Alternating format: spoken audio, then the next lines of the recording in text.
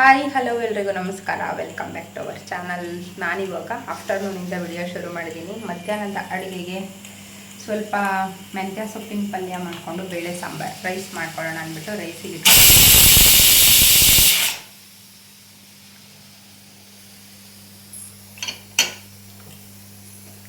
ಇಟ್ಟಿದ್ದೀನಿ. ಸ್ಟೋವೇ ಆನ್ ಮಾಡಿಲ್ಲ.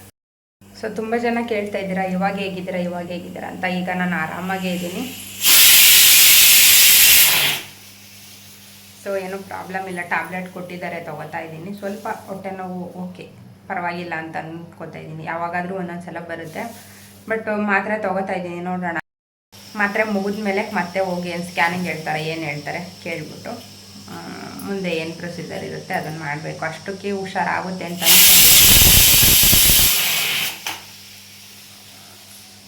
ಸೊ ಸ್ವಲ್ಪ ಬಿಟ್ಟು ಬರುತ್ತೆ. ಹೊಟ್ಟೆ ನೋವು ಬರೋದು ಈ ಥರ ಮಾಡುತ್ತೆ. ಬಿಸಿನೀರು ಕುಡ್ಕೊಂಡು ಮಾತ್ರೆ ತಿಂದ್ಕೊಂಡು ಹೀಗೆ ತಳ್ತಾ ಇದ್ದೀನಿ ಒಂದು 15 ದಿನದವರೆಗೂ. ಆಮೇಲೆ ಮತ್ತೆ ಹೋಗಿ ಡಾಕ್ಟ್ರನ್ನ ನೋಡೋಣ. ಆಫ್ಟರ್ನೂನಿಂದ ವಿಡಿಯೋ ಶುರು ಮಾಡಿದ್ದೀನಿ. ಸೊ ಹೇಗೆ ಹೋಗುತ್ತೆ ವಿಡಿಯೋ ಅಂತ ನೋಡೋಣ. ಇನ್ನು ಶಿವು ಅವರಿಗೆ ಅದು ಹಾಸ್ಪಿಟಲಲ್ಲಿ ಕೊಟ್ಟಿದ್ರಲ್ಲ ಬಿಲ್ಲು ಮತ್ತು ಸ್ಕ್ಯಾನಿಂಗ್ ರಿಪೋರ್ಟ್ ಎಲ್ಲದನ್ನು ಸೆಂಡ್ ಮಾಡಬೇಕಂತೆ. ಸೊ ಸ್ವಲ್ಪ ಸೈಬರಿಗೆ ಹೋಗಿ ಬರಬೇಕು. ಮಧ್ಯಾಹ್ನದ್ದು ಅಡುಗೆ ಕೂಡ ಮಾಡಿಕೊಂಡೆ. ಅನ್ನ ಮಾಡ್ಕೊಂಡಿದ್ದೀನಿ, ಮೆಂತ್ಯ ಸೊಪ್ಪಿನ ಪಲ್ಯ ಮಾಡ್ಕೊಂಡಿದ್ದೀನಿ. ತಿಳಿ ಸಾಂಬಾರು ಅಂದರೆ ನಾವು ಸೊಪ್ಪು ಕಾಳು ಬೇಯಿಸ್ಕೊಂಡಿರ್ತೀವಲ್ಲ ಬೇಳೆನ, ಅದ್ರ ಸಾಂಬಾರಿಗೆ, ಸಪ್ಪೆ ಸಾಂಬಾರಿಗೆ ನಾನು 2 ಹಸಿಮೆಣ್ಸಿನ್ಕಾಯಿ, ಒಂದು ಸ್ವಲ್ಪ ಜೀರಿಗೆ, ಒಂದು ಟೊಮೊಟೊ ಬೇಯಿಸ್ಬಿಟ್ಟು ಹಾಕ್ಕೊಂಡು ರುಬ್ಬಿ ಅದು ಚಟ್ನಿನ ಬೇಯಿಸಿರುವಂಥ ಸಪ್ಪೆ ಸಾರಿಗೆ ಹಾಕ್ಕೊಂಡು ತಿಂತಾಯಿದ್ದೀನಿ. ನಾಲ್ಗೆ ಮಾತ್ರ ನುಂಗಿ ಒಂಥರ ಆಗಿಬಿಟ್ಟಿತ್ತು. ಸೊ ಒಂದು ಸ್ವಲ್ಪ ಟೇಸ್ಟ್ ಚೆನ್ನಾಗಿ ಸಿಕ್ತು. ಸೊ ಊಟ ಎಲ್ಲ ಮುಗಿಸಿ ಸ್ವಲ್ಪ ಪಾತ್ರೆಗಳಿತ್ತು ತೊಳೆದಿಟ್ಬಿಡೋಣ ಅಂತ ಅಂದ್ಬಿಟ್ಟು ತೊಳಿತಾ ಇದ್ದೀನಿ. ಅವಾಗಿನ ಕೆಲಸ ಅವಾಗವಾಗೆ ಮಾಡ್ಕೋತಾ ಇದ್ದೀನಿ. ಇತ್ತೀಚೆಗೆ ಸ್ವಲ್ಪ ನಾನು ಚೇಂಜಸ್ ಆಗಬೇಕು ಅಂತ ಹೇಳ್ಬಿಟ್ಟು. ನಾವೆಷ್ಟು ಸೋಂಬೇರಿ ಆಗ್ತೀವಿ ಅಷ್ಟೂ ಆರೋಗ್ಯಕ್ಕೆ ಕೆಟ್ಟೋದು ಅಂತ ನನಗೆ ಇವಾಗಲೇ ಅರ್ಥ ಆಗಿದ್ದು. ಅಷ್ಟು ಸೋಂಬೇರಿ ಆಗಿರಲಿಲ್ಲ, ಆದ್ರೂ ನಾನು ಜಸ್ಟ್ ನಾನು ತಿಂಡಿ ಊಟದ ವಿಚಾರಕ್ಕೆ ನಂಗೆ ಇಷ್ಟೆಲ್ಲ ಹೆಲ್ತ್ ಇಶ್ಯೂಸ್ ಆಗುತ್ತೆ ಅಂತ ನಂಗೆ ಖಂಡಿತವಾಗ್ಲೂ ಗೊತ್ತಿರಲಿಲ್ಲ. ಅದಾದಮೇಲೆ ಸ್ವಲ್ಪ ನನ್ನ ದಿನದ ಚಟುವಟಿಕೆನ ಚೇಂಜ್ ಮಾಡ್ಕೊಂಡಿದ್ದೀನಿ. ಸ್ವಲ್ಪ ಇವಾಗ ಆರಾಮ್ ಅನ್ನಿಸ್ತಾ ಇದೆ. ಅಂದರೆ ಹೊಟ್ಟೆ ನೋವು ಸ್ವಲ್ಪ ಬಿಡೋದು, ಸ್ವಲ್ಪ ಹೊತ್ತು ಬರೋದು. ಬಿಸಿಲು ಟೈಮಲ್ಲಿ ಜಾಸ್ತಿ ಹೊಟ್ಟೆ ನೋವು ಕಾಣಿಸ್ಕೊಳ್ಳುತ್ತೆ. ಬಿಸಿಲು ಕಡಿಮೆ ಆದಂಗೆ ಸ್ವಲ್ಪ ಹೊಟ್ಟೆ ನೋವು ಕಡಿಮೆ ಆಗ್ತಾ ಹೋಗುತ್ತೆ. ಆದಷ್ಟು ಸ್ವಲ್ಪ ಗಟ್ಟಿ ಪದಾರ್ಥನ ತಿನ್ನೋದು ಕಡಿಮೆ ಮಾಡಿದ್ದೀನಿ. ಅವ್ರು ಹೇಳ್ದಂಗೆ ಚಿಕನ್ನು ಅವೇನು ತಿಂತಾಯಿಲ್ಲ, ಮಟನ್ ಅಂತೂ ತಿನ್ನೋದೇ ಇಲ್ಲ. ಸೊ ಚಿಕನ್ ಎಲ್ಲ ಏನು ತಿಂದಿಲ್ಲ. ಮೊಟ್ಟೆನೂ ಕೂಡ ಒಂದೇ ಒಂದಿನ ತಿಂದಿದ್ದೆ ಅಷ್ಟೇ, ಅದಾದಮೇಲೆ ತಿಂದೇ ಇಲ್ಲ ನಾನು. ಮಧ್ಯಾಹ್ನದ ಮೇಲೆ ಊಟ ಆದಮೇಲೆ ನಾನು ಯಾವುದೇ ರೀತಿ ವಿಡಿಯೋನ ಕಂಟಿನ್ಯೂ ಮಾಡಲಿಲ್ಲ. ಅದಾದಮೇಲೆ ರಾತ್ರಿಯೇ ಒಂದು ಗ್ಲಾಸ್ ಹಾಲು ಕುಡಿದು ಮಲ್ಕೊಂಡೆ. ಅದಾದಮೇಲೆ ಮತ್ತೆ ಬೆಳಗ್ಗೆಯಿಂದ ವಿಡಿಯೋನ ಶುರು ಮಾಡಿದೆ. ಮಾಮೂಲಿ ಅಂತೆ ನಾನು ಬಾಗಿಲೆಲ್ಲ ತೊಳೆದು ಒಂದು ಅರ್ಧ ಗಂಟೆ ಹೊತ್ತು ಮೇಲ್ಗಡೆ ಓಡಾಡ್ಕೊಂಡು ಬಂದೆ. ಬಾಗಿಲೆಲ್ಲ ಮೊದಲೇ ತೊಳೆದು ಹೋಗ್ಬಿಡ್ತೀನಿ. ಕೈ ಕಾಲು ಮುಖ ತೊಳ್ಕೊಂಡು ಬಾಗಿಲಿಗೆ ನೀರು ಹಾಕಿನಿ ಒಂದು ಸ್ವಲ್ಪ ಹೊತ್ತು ವಾಕ್ ಮಾಡ್ಕೊಂಡು ಬರ್ತೀನಿ. ಒಂದು ಅರ್ಧ ಗಂಟೆ ವಾಕಿಂಗ್ ಆದಮೇಲೆ ಮನೆಗೆ ಬಂದು ಕಸ ಎಲ್ಲ ಗುಡಿಸ್ಕೊಂಡು ನೆಲ ಎಲ್ಲ ಒರೆಸ್ಕೊತಾ ಇದ್ದೀನಿ.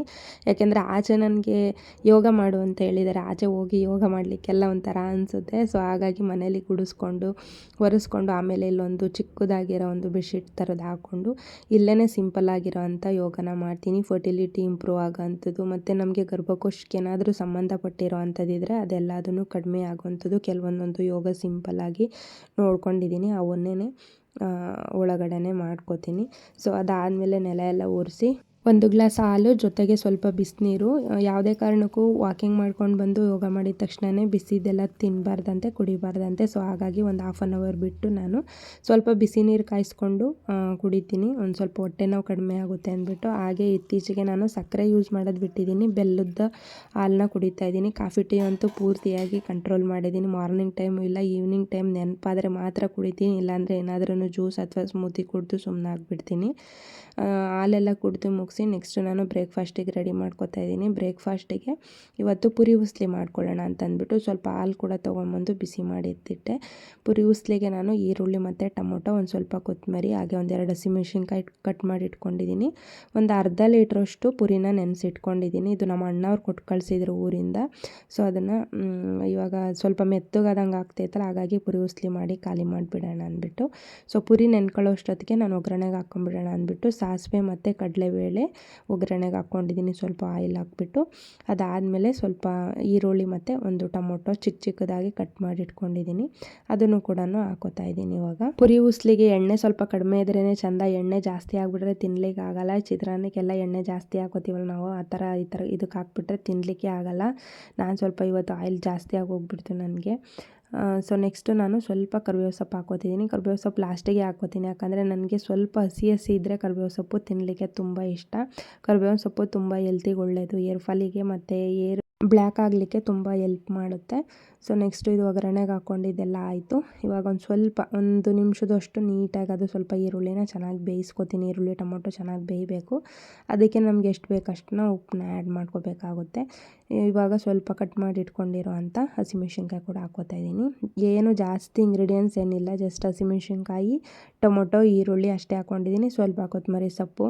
ಸೊ ತುಂಬ ಚೆನ್ನಾಗಿ ಬರುತ್ತೆ. ದಿನ ಒಂದೇ ಥರ ತಿಂಡಿ ತಿನ್ನೋದಕ್ಕಿಂತ ಬೇರೆ ಬೇರೆ ಥರದ್ದು ಮಾಡ್ಕೊಂಡು ತಿಂದರೆ ತಿನ್ನಲಿಕ್ಕೂ ಕೂಡ ಟೇಸ್ಟ್ ಚೆನ್ನಾಗಿ ಸಿಗುತ್ತೆ, ಹಾಗೆ ತಿನ್ನಬೇಕು ಅಂತಲೂ ಕೂಡ ಅನಿಸುತ್ತೆ. ಪುರಿ ಉಸ್ಲಿ ಮೊದಲೆಲ್ಲ ನಾನು ತುಂಬ ಇಷ್ಟಪಟ್ಟು ತಿಂತಾಯಿದ್ದೆ. ಇತ್ತೀಚೆಗಂತೂ ಪುರಿ ಉಸ್ಲಿ, ಉಪ್ಪಿಟ್ಟು, ದೋಸೆ ಇದೆಲ್ಲ ಸ್ವಲ್ಪ ದೂರದ ಮಾತು. ಅಷ್ಟಾಗಿ ಅದನ್ನೆಲ್ಲ ಯೂಸ್ ಮಾಡಲ್ಲ ನಾನು, ಮನೆಯಲ್ಲೂ ಕೂಡ ಮಾಡೋದು ಇಲ್ಲ. ಇತ್ತೀಚೆಗೆ ಒಂದೇ ಥರದ್ದು ತಿನ್ನೋಕ್ಕಾಗಲ್ವಲ್ಲ ಅಂತಂದ್ಬಿಟ್ಟು ಸ್ವಲ್ಪ ಬೇರೆ ಬೇರೆ ಥರದ್ದು ಮಾಡ್ಕೋತೀನಿ ಅಷ್ಟೇ. ಶುಗರ್ ಇದ್ದರೆ ಮಾತ್ರ ರವೆ ಉಂಡೆಗೆ ಏನಕ್ಕಾದ್ರೂ ರವೆ ಯೂಸ್ ಮಾಡ್ತಿದ್ದಿದ್ದು ನಾನು. ಉಪ್ಪಿಟ್ಟು ಸ್ವಲ್ಪ ಕಡಿಮೆನೇ. ಇವಾಗ 1.5-2 ತಿಂಗಳಿಂದ ಸ್ವಲ್ಪ ಮಾಡ್ಕೋತೀನಿ. ಒಂದು ವಾರಕ್ಕೆ ಅಥವಾ 15 ದಿನಕ್ಕೊಂದ್ಸಲ ಒಂದು ಉಪ್ಪಿಟ್ಟು ಅಥವಾ ಈ ಥರ ಪುರಿ ಉಸ್ಲಿ ಏನಾದ್ರೂ ಮಾಡ್ಕೋತೀನಿ. ನೆಕ್ಸ್ಟು ಇವಾಗ ಈರುಳ್ಳಿ ಟೊಮೊಟೊ ಎಲ್ಲ ಬೇಯಿತು, ಅದಕ್ಕೆ ಸ್ವಲ್ಪ ಉಪ್ಪು ಹಾಕ್ಬಿಟ್ಟು ನೀಟಾಗಿ ಅದನ್ನೆಲ್ಲ ಮಿಕ್ಸ್ ಮಾಡ್ಕೊತಾ ಇದ್ದೀನಿ. ಒಂದು 2 ನಿಮಿಷ ಚೆನ್ನಾಗಿ ಬೆಂದರೆ ಸಾಕಾಗುತ್ತೆ, ನಾನು ಒಬ್ಳಿಗಲ್ವ, ಸೊ ಸ್ವಲ್ಪ ಮಾಡ್ಕೊತಾ ಇದ್ದೀನಿ. ಒಂದು 2-3 ಜನಕ್ಕಾದರೆ 1 ಲೀಟ್ರು ಅಷ್ಟು ಪುರಿ ಹಾಕಿದ್ರೆ ಸಾಕು, ಒಂದು 2-3 ಜನಕ್ಕೆ ತಿಂಡಿ ಆಗೋಗ್ಬಿಡುತ್ತೆ. ತೆಂಗಿನಕಾಯಿ ತುರಿನ ಲಾಸ್ಟಲ್ಲಿ ಹಾಕ್ಕೊಂಡ್ರೆ ತುಂಬ ಚೆನ್ನಾಗಿ ಟೇಸ್ಟ್ ಬರುತ್ತೆ. ಸೊ ನಾನು ತೆಂಗಿನಕಾಯಿ ಇವಾಗ ಏನಕ್ಕೂ ಯೂಸೇ ಮಾಡಲ್ವಲ್ಲ, ಸೊ ಹಾಗಾಗಿ ತೆಂಗಿನಕಾಯಿ ತರೋದೇ ಇಲ್ಲ ನನ್ನ ಮನೆಗೆ. ಯಾವಾಗಾದರೂ ಹಬ್ಬದ ಟೈಮಲ್ಲಿ ಮಾತ್ರ ತೆಂಗಿನಕಾಯಿ ತೊಗೊಬರ್ತೀನಿ. ಇನ್ನು ಬಾಕಿ ಟೈಮಲ್ಲಿ ನಾನು ತೆಂಗಿನಕಾಯಿನೇ ಯೂಸ್ ಮಾಡಲ್ಲ. ಸಾಂಬಾರಿಗೂ ಚಟ್ನಿಗೂ ಏನಕ್ಕೂ ತರಲ್ಲ ನಾನು. ನೆಂದಿರೋ ಪುರಿನೆಲ್ಲ ಒಗ್ಗರಣೆಗೆ ಹಾಕ್ಕೊಂಡಿದ್ನಲ್ಲ, ಈರುಳ್ಳಿ ಮತ್ತು ಟೊಮೊಟೊ, ಅದಕ್ಕೇ ಇವಾಗ ಹಾಕ್ಕೋತಾ ಇದ್ದೀನಿ. ಚೆನ್ನಾಗಿ ನೀರನ್ನೆಲ್ಲ ಹಿಂಡ್ಬಿಟ್ಟು ಹಾಕ್ಕೋಬೇಕು, ಆವಾಗಲೇ ಚೆನ್ನಾಗಿ ಬರುತ್ತೆ. ಇಲ್ಲ ಅಂತಂದರೆ ಮೆತ್ತಗಾಗ್ಬಿಡುತ್ತೆ.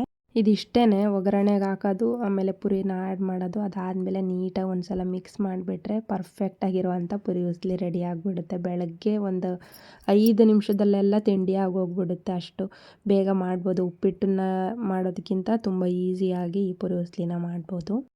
ಅದನ್ನೆಲ್ಲ ನೀಟಾಗಿ ಒಂದು ಸಲ ಮಿಕ್ಸ್ ಮಾಡ್ಕೊಂಬಿಟ್ರೆ ಪುರಿ ಉಸ್ಲಿ ರೆಡಿ ಆಗೋಗುತ್ತೆ. ಸೊ ಸಿಂಪಲ್ ಆ್ಯಂಡ್ ಈಸಿ, ನೋಡ್ತಾ ಇರ್ಬೋದು.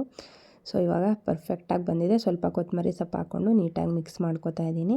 ಅದು ಸ್ವಲ್ಪ ಬಿಸಿ ಮಾಡಿಕೊಂಡ್ರೆ ಮುಗ್ದೆ ಹೋಯ್ತು.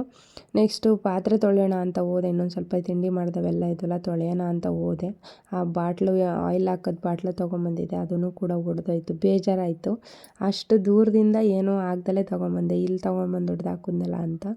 ಸೊ ಏನು ಮಾಡೋಂಗಿಲ್ಲ, ಒಂದು ಒಡೆದೋಯ್ತು, ಇನ್ನೊಂದಿದೆ, ಅದನ್ನು ತೊಳೆದಿಟ್ಟೆ. ತಿಂಡಿ ಮಾಡಿ ಆದಮೇಲೆ ಒಗ್ಗರಣೆಗೆ ಹಾಕಿದ್ದೆಲ್ಲ ಎಣ್ಣೆ ಥರ ಹಾಗೆ ಇದ್ಬಿಡುತ್ತೆ ಅಂದ್ಬಿಟ್ಟು ಗ್ಯಾಸನ್ನು ಕೂಡ ಒರೆಸ್ಕೊತಾ ಇದ್ದೀನಿ. ಈ ಕೆಲಸನೂ ಕೂಡ ಮುಗೀತು. ಆಮೇಲೆ ತಿಂಡಿ ಹಾಕ್ಕೊಂಡು ತಿಂತಾಯಿದ್ದೀನಿ. ನೋಡ್ತಾ ಇರ್ಬೋದು ಎಷ್ಟು ಚೆನ್ನಾಗಿ ಬಂದಿದೆ ಅಂತ. ಇವಾಗ ತಿಂಡಿ ಎಲ್ಲ ತಿಂದು ಮುಗಿಸಿ ಮತ್ತೆ ಸ್ವಲ್ಪ ಪಾತ್ರೆಗಳಿತ್ತು ಎಲ್ಲ ತೊಳೆದು ಮುಗಿಸಿ ಕಿಚನ್ನೆಲ್ಲ ಕ್ಲೀನ್ ಮಾಡಿ, ಸೊ ಇವಾಗ ಇಷ್ಟು ನೀಟಾಗಿ ಮಾಡಿದ್ದೀನಿ, ನೋಡ್ತಾ ಇರ್ಬೋದು. ಬಟ್ ಒಂದು ಬಾಟ್ಲು ಒಡೆದೋಗ್ಬಿಡ್ತಲ್ಲ ಅಂತ ಬೇಜಾರಾಗ್ತಾಯಿದೆ. ಸ್ವಲ್ಪ ಬಟ್ಟೆಗಳು ನೆನೆಸಿಟ್ಟಿದ್ದೀನಿ, ಬಟ್ಟೆಗಳು ತೊಳೆದಾಕ್ಬೇಕು. ಒಳಗೆ ತೊಳೆದಾಕ್ಬಿಡ್ತೀನಿ, ಆಚೆ ತುಂಬ ಬಿಸಿಲಾಗಿದೆ ಆಲ್ರೆಡಿ. ಸೊ ಈ ಟ್ರಿಕ್ ಕೂಡ ರೆಡಿ ಮಾಡಿಟ್ಟಿದ್ದೀನಿ. ಸ್ವಲ್ಪ ಹೊತ್ತಲ್ಲೇ ಬಟ್ಟೆಗಳನ್ನೆಲ್ಲ ವಾಶ್ ಮಾಡಿ ಮೇಲುಗಡೆ ತೊಗೊಂಬಂದು ಒಣಗಾಕ್ತಾಯಿದ್ದೀನಿ. ತುಂಬ ಬಿಸಿಲಾಗಿತ್ತು, ಆಲ್ರೆಡಿ 10:30ಗೆ ಇಷ್ಟು ಬಿಸಿಲಾಗಿದೆ. ಸೊ ಬಟ್ಟೆ ಒಂದು ತೊಳೆದು ಒಣಗಾಕ್ಬಿಟ್ರೆ ನನ್ನ ಫುಲ್ಲು ಕೆಲಸ ಎಲ್ಲ ಮುಗೀತು. ಸೊ ಬೇಗ ಎದ್ದೇಳೋದ್ರಿಂದ ಇದೊಂದು ನನಗೆ ಯೂಸ್ ಆಯಿತು. 10 ಗಂಟೆ 10:30 ಅಷ್ಟರೊಳಗೆಲ್ಲ ನನ್ನ ಕೆಲಸ ಮುಗ್ದೋಗ್ಬಿಡುತ್ತೆ. ಆಮೇಲೆ ವಿಡಿಯೋ ಎಡಿಟ್ ಮಾಡೋದಿದ್ರೆ ಮಾಡ್ಬೋದು, ಅಥವಾ ವಿಡಿಯೋ ಮಾಡಿಟ್ಕೊಂಡಿದ್ರೆ ಅದು ಎಡಿಟ್ ಮಾಡೋದಾಗಿರ್ಬೋದು, ತಮ್ನೇಲ್ ಎಡಿಟ್ ಮಾಡೋದು, ಇವನ್ನೆಲ್ಲ ಮಾಡಿಟ್ಕೊಳ್ಳೋಕ್ಕೆ ನಂಗೆ ತುಂಬ ಈಸಿ ಆಯಿತು. ಸೊ ಈಗ ರಾತ್ರಿ ಟೈಮನ್ನು ಬೇಗ ನಿದ್ದೆ ಮಾಡ್ತೀನಿ.